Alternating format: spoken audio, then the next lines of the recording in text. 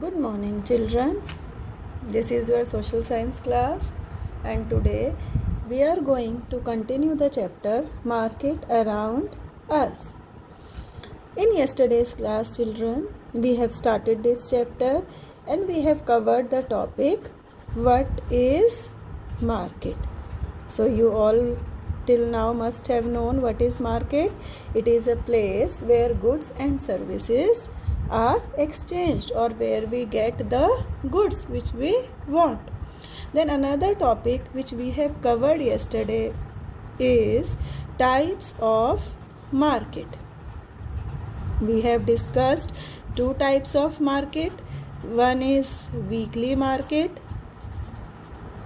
From the name it's clear, weekly market which is held on a specific day of the week.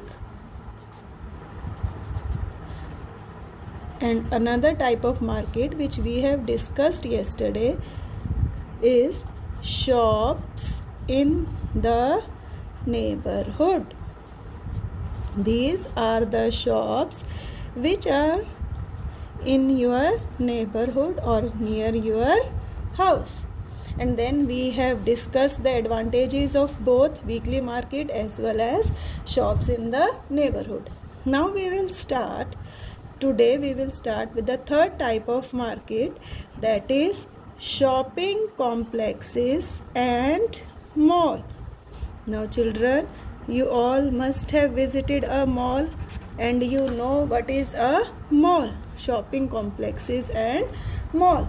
So we can say that shopping complexes are a place where many shops selling different things are present under one roof. Like if you are living in Panipat, you must have visited Mittal Mega Mall, which have many shops selling different goods. So they are third type of market, that is shopping complexes and malls. Usually these shopping complexes have both branded and non-branded goods. They sell both branded and non-branded goods. And then these shopping complexes are generally air-conditioned building.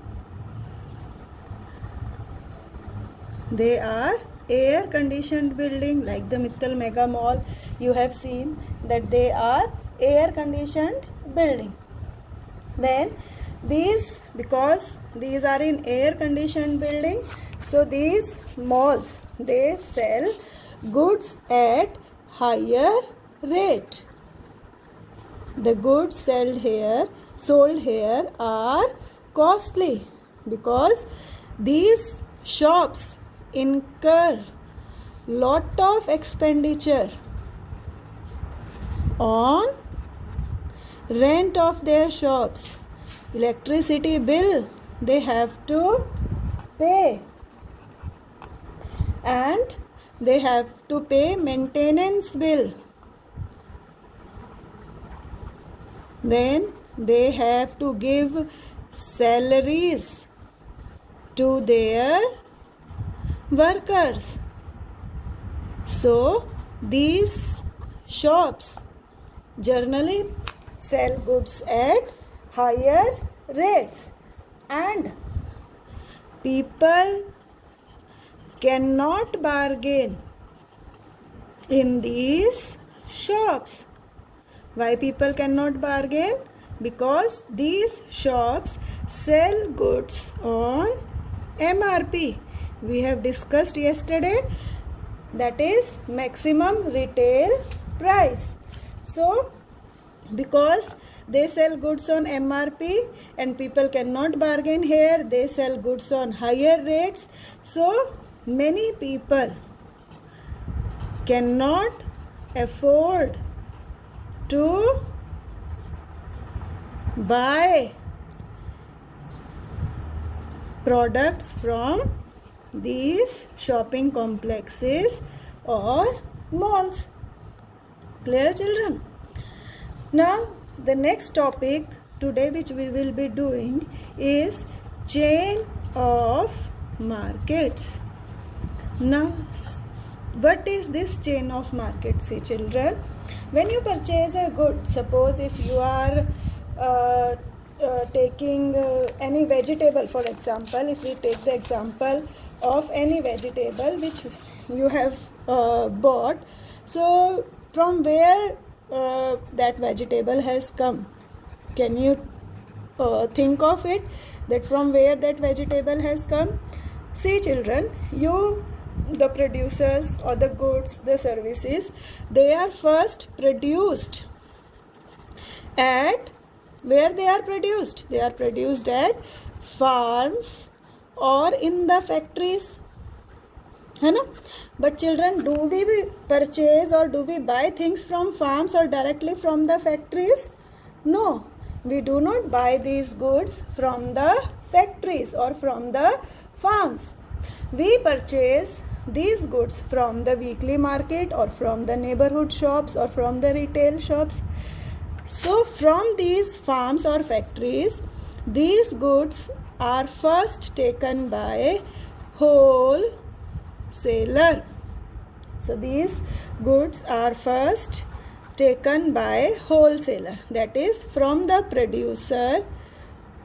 The goods are first bought by the wholesaler. These wholesaler buy goods in bulk.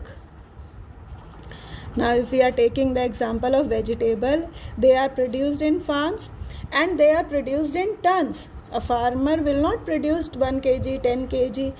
He will produce it in hundreds. Maybe if he is producing potatoes, he has produced it in hundreds of tons of potato in his farm. So he will not sell 1 kilo, 2 kilo to you people. So the wholesaler buy these products from the farmers in bulk. In bulk means in large quantities.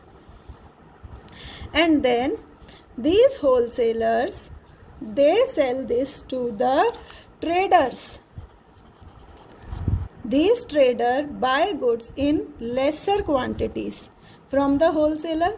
There may be many traders, so they will buy, some will buy 100 kilos, some will buy 200 kilos, and these traders, they buy from the wholesaler. Then from these traders, these goods are further bought by the retailers. Now who are these retailers? These are the shops from which we buy the things. It may be the shops in the weekly market or it may be shops in your neighborhood. These retailers buy goods in lesser quantities. He will buy 30 kgs of potatoes, or the weekly market will buy 50 kgs of potatoes depending upon his sale. Then from the retailers, it is the consumers, who will finally buy this product. Everyone will buy only 1 kg or 2 kg of potato, or maximum 5 kg of potato. So we will buy the goods from the retailer. From the retailer would have taken it from the trader. The trader would have taken it from the wholesaler, and the wholesaler would have taken it from the producers, that is the farms or the factories. So this is how a chain of market is formed. And because of this chain of market, goods which are produced at one place reaches to goods produced at one place reaches to every part of the country, reaches to everyone or to the every part of the country. Because the goods, like the things which we generally buy, may not be made in our town or in our city or in our state. So we buy these things through this chain of market. So I hope this chain of market is clear. It is your back exercise question also.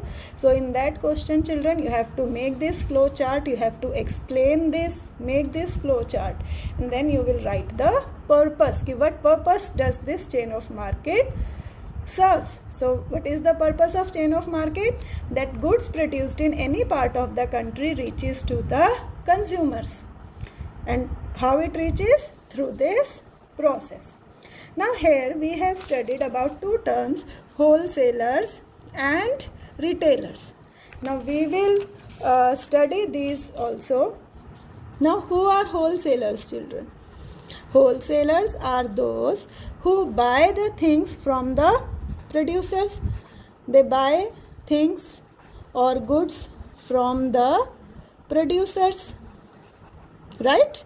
And who are retailers? As I have told you, retailers are those who buy things from the wholesalers. Right, children? They buy things from the wholesaler. Then they buy things or goods, you can say, better you write goods, in large quantities. In large quantities. And here retailer buy these goods, buys goods in small quantity, है ना? Then next maybe that these wholesalers, they have huge profit margin. Their profit margin is more because they buy in large quantities. And here their profit margin is less as compared to wholesalers. As compared to wholesalers, their profit margin is less. Then they sell things to retailers, sell things, or you can say goods to retailers. And here they sell their goods to whom? Consumers. We are called as consumers who buy their things. So every town, see children, these are the differences, wholesalers and retailers. So every town has a wholesale market where the goods first reaches. Like if I am talking about the vegetables, you must have heard about the mandis. So in mandis, the vegetables in bulk are supplied. Then there are wholesalers in the mandi. They buy the vegetables from the farmers and store in their godowns.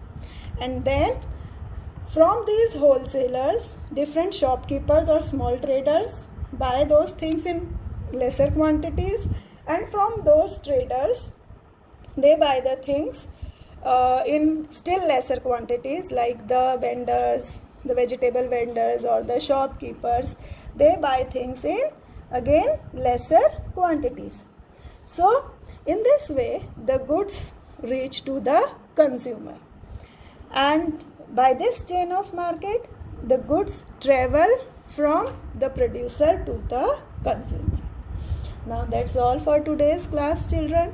We will continue this chapter tomorrow also, and do read the instructions. See the link which I have provided.